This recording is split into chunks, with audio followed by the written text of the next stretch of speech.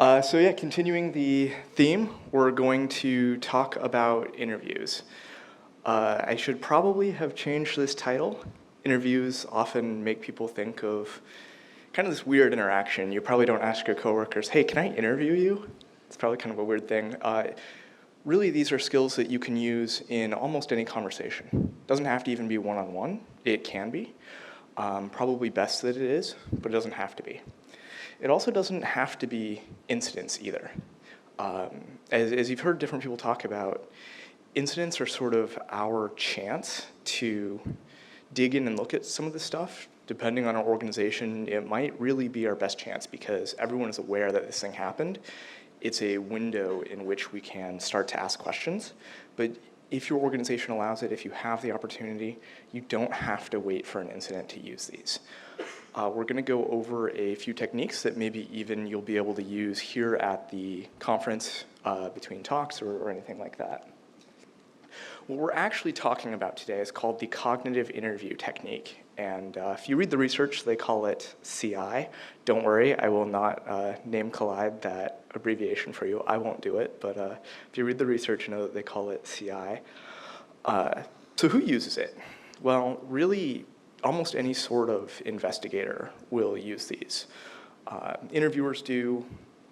There were really two creators of this idea of a certified forensic interviewer, and one of them, Dr. Geiselman, who worked with Dr. Fisher in the 80s and to update it in the 90s, they made this technique and they actually wrote most of the curriculum required to be a certified forensic investigator. So this is kind of stuff that police departments have used, arson investigators use. The US NTSB, the National Transportation Safety Board, uses these techniques when they investigate accidents. Because these are interviewers doing this, I want to emphasize that this is not, even though it is used sometimes by police departments, this is not interrogation. Interviews are a different thing. This is not a tactic.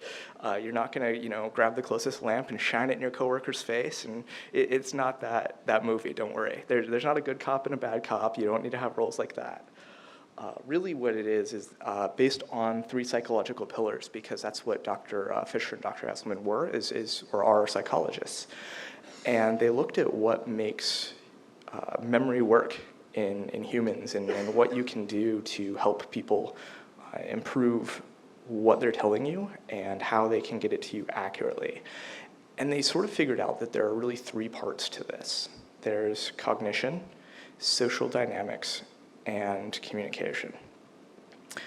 We don't have a lot of time today, so primarily we're going to focus on communication. But first, if this seems kind of like, something I made up or anything like that, this is not just my experience, though I have used these techniques. There are now, I think this number is much larger, a couple decades worth of different lab tests across countries, across cultures. They look at, if you actually dig into the research, they've looked at children, adults, people with different neurodivergent function, all these different things that they've looked at, and for the most part, research has shown that these techniques are not only beneficial, they are non-harmful to people who participate in them. And then they use police departments as well as another look to see how they can get accurate information from witnesses. So the first thing I want to touch on, oftentimes when we sit down and think about asking questions or learning from incidents, we often think about what we want to know. We think that, we have this need, maybe we're filling out this form, this template for our postmortems. We often think about our need for this, and as a result, this causes us to try to drive the interview wherever we want it to go. This, unfortunately, just right off the bat, is backwards. Chances are, if you're interviewing someone in the style that Tanner suggested earlier, something like that, for your postmortems, you weren't there. They were the ones who were there. It is their experience. They are the experts in their experience. They are the ones who should be driving this interview for the most part. They should be the ones speaking.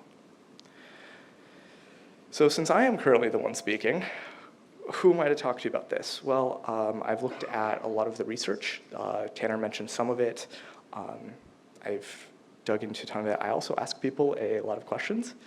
I've used some of these skills in my past careers, working in emergency medicine, getting information from people like that. And I think I've seen it work in software as well. So focusing on that pillar of communication, what I'm hopefully doing here today, communication is, as they say, what happens when the listener is able to understand. It's not necessarily what happens when the speaker is speaking.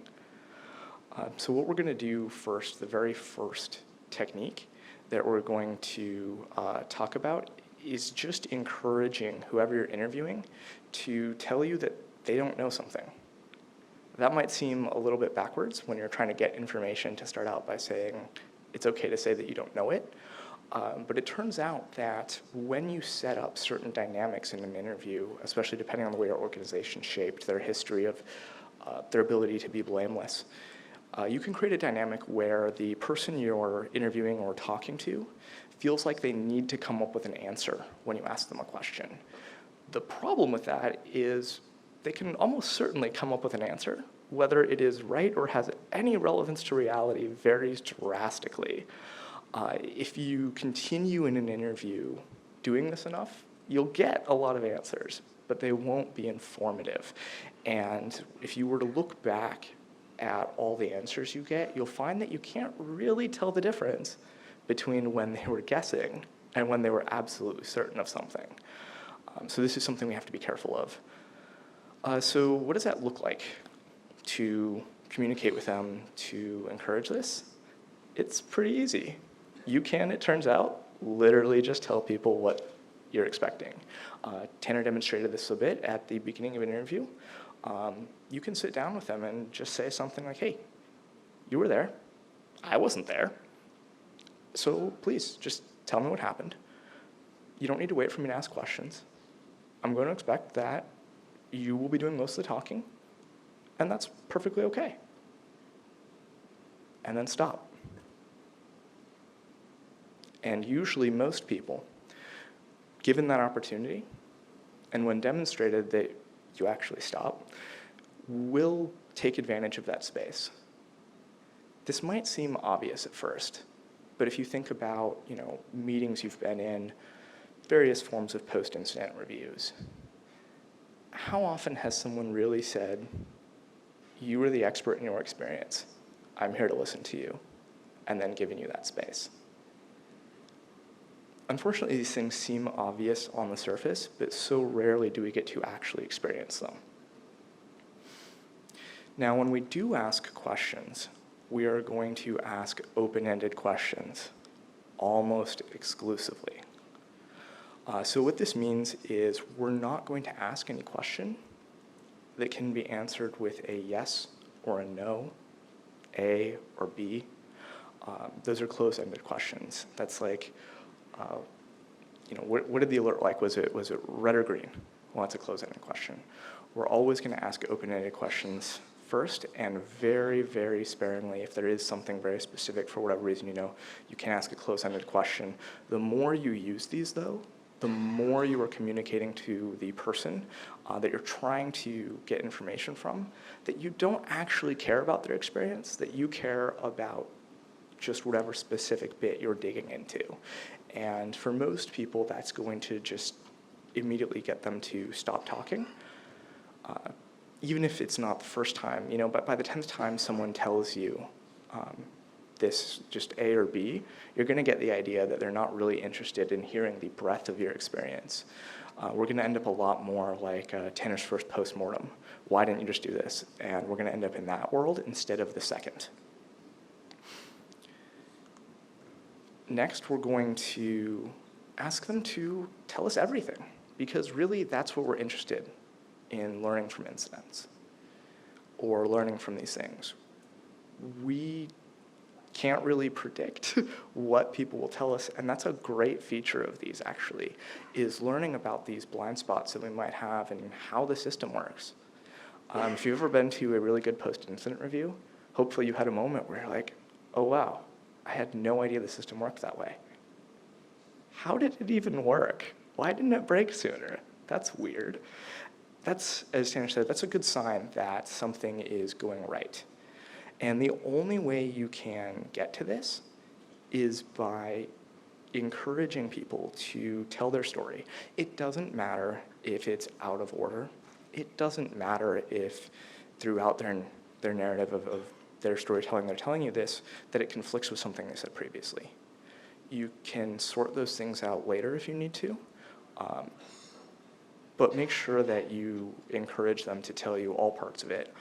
And that's really the only way of getting this information. You can't fill out a form. I know that people are a big fan in post-incident reviews and these different things sometimes saying, well, just what's the form that I fill out that gets me this, right? What does that look like? What is the, how many fields do I have? What does it look like to do this?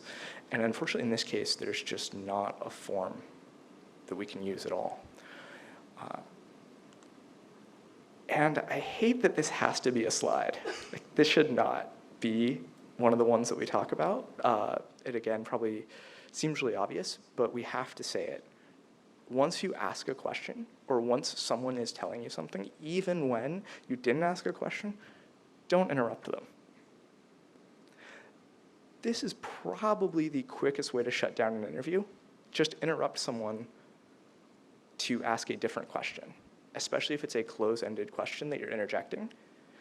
That's probably a really good way to just communicate to the person almost instantly that you don't really care about their experience. You're not really here to learn what they experienced. You are just here for you. Once people are actually talking to them, don't interrupt. This can take practice. You don't have to get it right away. I know sometimes there are constraints, you have time constraints, you have all these things, but whenever possible, don't interrupt someone who is telling you their story. We talked about this briefly too, which is don't follow a template. The things that I've told you here, you might say, well, but wait, aren't I following a template? No, because these are skills that you can use in a toolbox. There's nothing saying that every interview you have to walk into. This is not a checklist of saying, oh, did I do the 3 things that Ty told me to? You don't have to just go through each of these. You can apply them whenever you have the opportunity. Using a template right out of the gate constrains what people will tell you about. Doubly so if you either make it obvious you're using a template, or they know, like in most organizations, they know what the template is going to be. In some organizations, there's well-known templates that it's on Confluence. It's the one that everyone fills out, that no one ever looks at again, but is really important to get filed, and someone gets upset if question 6 isn't filled in. We all have those. But if you think about how we've been maybe treated ourselves in interviews, have you ever been to like the doctor or something, and maybe you're hurting or something like that, and if you've ever been to the counter and there's like name, insurance number, you instantly know that they don't actually care about your problem, right? They care about filling out this form. And so we can't use a template to get information. We can use skills that we rely on. We can rely on our training. We can have similar setups and flows to interviews, but we cannot use a template and consistently get information from people. Too easily, we will shift from a mode of learning to that goal of filling out that form. Everyone is different. We cannot expect that a single template is going to allow for people to express the breadth of their knowledge. If you look in the research, one of the reasons that people don't use these techniques is actually because they have this idea that it is a checklist to run through. There's actually a lot more of them than we can cover today. But even people who are trained in this stuff get this idea that this is a checklist, and they think about doing the cognitive interview. And a lot of times they will kind of tell themselves, oh, I don't have time to do the cognitive interview, so I'm just going to fall back on this form that feels familiar, which is often the very short, close-ended questions, and that feels very natural. Just as soon as someone's talking, just get exactly what you need, interrupt them with your A or B question, and move on. It can be really tempting to fall back on that because a lot of times that's what we've sort of been taught or conditioned as that's what an interview is. But we don't have to use every single one of these skills. Interestingly, the research supports that one of the skills is actually paying attention to the person you're interviewing and adapting your questions to them based on their experience and what you happen to know about them or what you've seen from them throughout the course of the interview. So this is a really good chance to use some of our empathetic skills and pay attention to what the person is going through. There's a lot of people, when they go through the training, they kind of come out the other side and they get quoted in the research a lot and they say, oh, I didn't know that that's what this interview was. It felt like someone was just telling me a story and I was listening. And that's exactly what it should be and what it should feel like. So that's the biggest point, is let people tell their story. And story doesn't mean that it's fictionalized. This is not the edited memoir of their life. It is what gets us the breadth and depth. And that is how we get the depth of knowledge around these things. These are the ways we can get this information from people, whether it is technical about the Java garbage collector, and when we don't have someone to stand up and tell us about it. We will never get the information that Tanner demonstrated about the morale of the team without letting people tell their story. If he had just constrained the postmortem to what exactly happened in postmortem 1, then he would have never heard about those things. Encourage people to say, I don't know, and you need to make it safe to say that. You can't say, oh, how do you not know that? Oh, you don't know that? You can't do that. You have to make it okay to say, I don't know, and let people know that it's okay. Otherwise, they will procure answers for you. They will likely procure answers for you, and even unintentionally, they will vary in accuracy widely. Ask to hear everything. Let people know, hey, I'm here to learn about anything you want to tell me about this experience. We're not here to get to any sort of root cause or anything like that. I'm not just going to ask 5 whys at you and leave the room. I'm here to hear about your experience. When you do start hearing, when people do open up, and this might take time depending on organization. Your first interview may not be the most successful. It may take time. When they do start opening up, don't interrupt them. Be grateful for the chance to learn from them, and be grateful they're sharing their experience with you. Because again, without that, we wouldn't be able to learn a lot of this stuff. An interview is such an awkward word, but it really is just, should feel like listening to a story. If you've heard about it, if you were talking to someone who maybe you were friends with or something like that, and they're telling you about how the incident went for them, or they're telling you, oh man, yeah, it was, in Tanner's example, I was waking up every hour. They're telling you all these things. That's what it should feel like at a successful interview. It should be someone opening up to you, telling you about their experience. If it doesn't, it probably means either that person needs more time, they don't maybe feel safe to tell their story, things like that. It's going to take time to build these things. You can't probably just flip a switch, but these are skills that you can at least take away and keep using. And that continued use of these open-ended investigative skills are one of the things that can help build trust. The first time you step into an interview with someone who maybe where your culture's been more blameful, they probably won't believe you that this isn't something where you're just trying to find who to blame.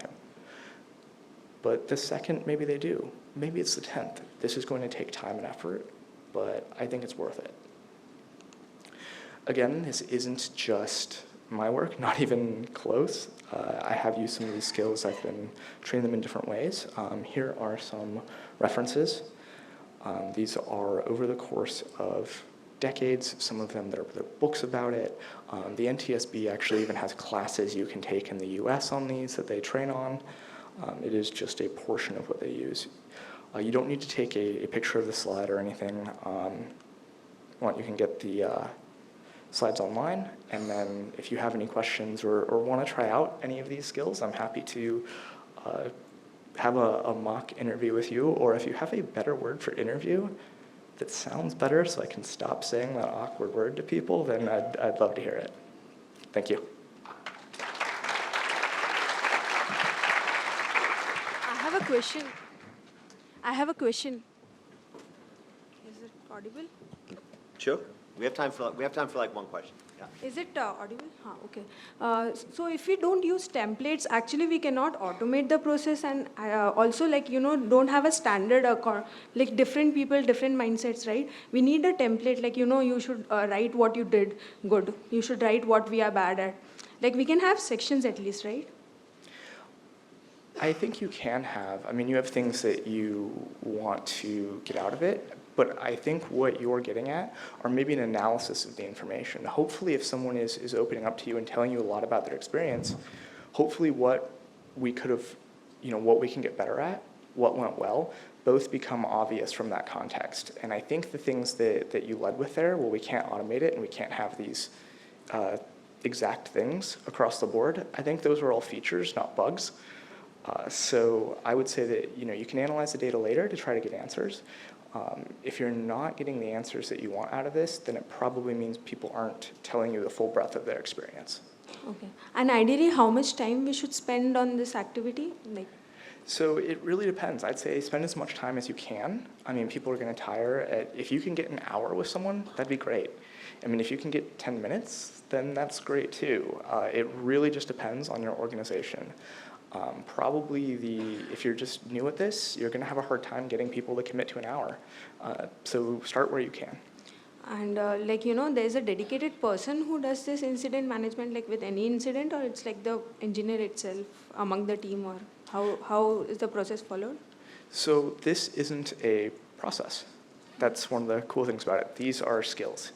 Okay. It's up to your team and your organization to understand who's best at this. Tanner gave the example of having a neutral third party. If you can do that, great. Anything that's going to help those people. But there is no exact person who has to do this. Okay, thank you. Thank you. Tanner, I'm sorry. I think one more. Okay, one more. Hi, great talk. One question for you. So I was a little bit confused by the talk title. I thought it was going to be like how to, like you said, how to waterboard your coworkers or something, but I'm glad it wasn't. The one thing I found kind of interesting was you mentioned like allow them to say, I don't know, which I think is totally correct. I'm just curious because you also said like we're not trying to get to the root cause here. We're trying to, allow them to say I don't know and not ask necessarily why don't you know. But for me, those are important questions to ask at some point. You have to at some point work out like, okay, what is the root cause of this thing? Why don't they know this thing? Because sometimes that's actually really relevant. So how do you see this fitting into the life cycle of review? Because I think there is a point at which you do have to, at some point, ask those questions. So I tend to disagree for a lot of reasons that we even need to look for a root cause. We can look at a lot of contributing factors. If we want to know why someone it doesn't know something, that kind of falls back into that counterfactual. There's a lot of things I don't know. I don't know why I don't know those things, because I didn't have the opportunity, I didn't have whatever the case may be. I don't know, like, for example, like, one reason that people might not know something in my experience is because they were never trained on that thing, or they were never there on-call rotation or whatever. They simply don't have the information which is needed to make those decisions. And I, as an external reviewer, cannot decide which of those things contributed to them not knowing this thing, because I have an expectation that they should. So I can only repeatedly ask, like, how do you think we could have made this easier for you, or like, how do you think, whatever. But at the same point, at some point I have to ask, is this something which generally people in your on-call rotation know? Is this something which, I mean, I don't see how I can get that information without, again, they are the expert, right? So I can't just guess that. Yeah, so it sounds like maybe you're looking for a question like, I've had good luck with, how would a new person have figured this out? And they might say, well, they never would. They would have to have experience. Okay, well then, that's why they don't know, because they didn't have Okay. experience. So your qualm is with the, I'm being given the time outside by Evelyn. So your qualm is just with the phrasing rather than the actual desire to get that information. Essentially, yes, I'm happy to Okay. talk about it more In which with you case, about- probably we agree. All right, cool. Thank